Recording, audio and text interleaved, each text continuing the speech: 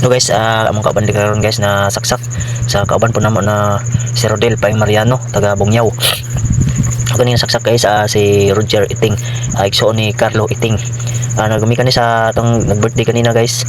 May kabalo ning hitabo og nag kalinga may gamijahe mi dito sa lingkuranan, may kabalo na yung una ning uli ning isa. Tapos ang nabalaan lang mo na singgit ni asawa ni Roger Iting na nasaksak daw ang kasama niya.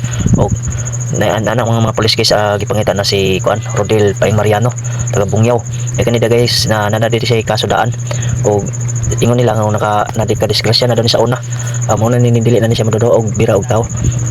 Wala may hinungdan ni ganina nga nag-away sila anong iya mangisaksak.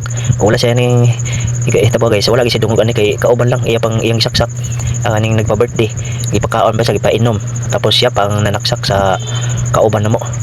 Kauban lang mismo sa among trabaho si Rodel Paing Mariano o ang nasaksak si Roger Iting, silingan at taga Amoa, taga kwan ang asaang asawa na seksyon ni taga Amoa. Dahil lang ko to guys, paki-like and share lang o paki-comment sa comment section kung gusto mo makita ng video. Salamat. Dahil ko to, bye bye. Karon lagi ni natabo guys, karong gabi lang jud. Pag humana mo kanta sa pag humana mo lingaw-lingaw dito sa pag magkaon man nang natabo. Excuse. Adere mismo sa Lupong sa Kabatangan. Dire mismo sa dool sa barangay. Og ang biktima ay nadala na dito sa General Hospital.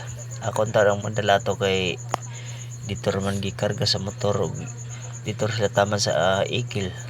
Wala po ko kakon kay wala ko lisensya. Maraming salamat guys. Pagitulong naman guys para madakpan si